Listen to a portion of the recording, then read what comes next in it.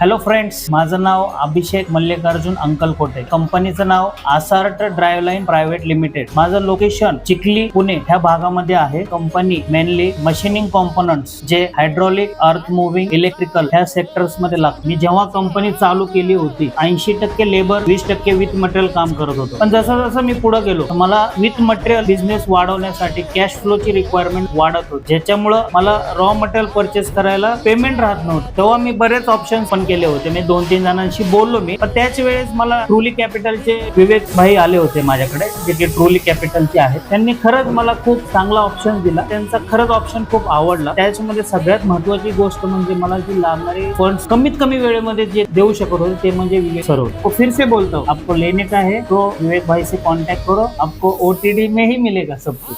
Thank you.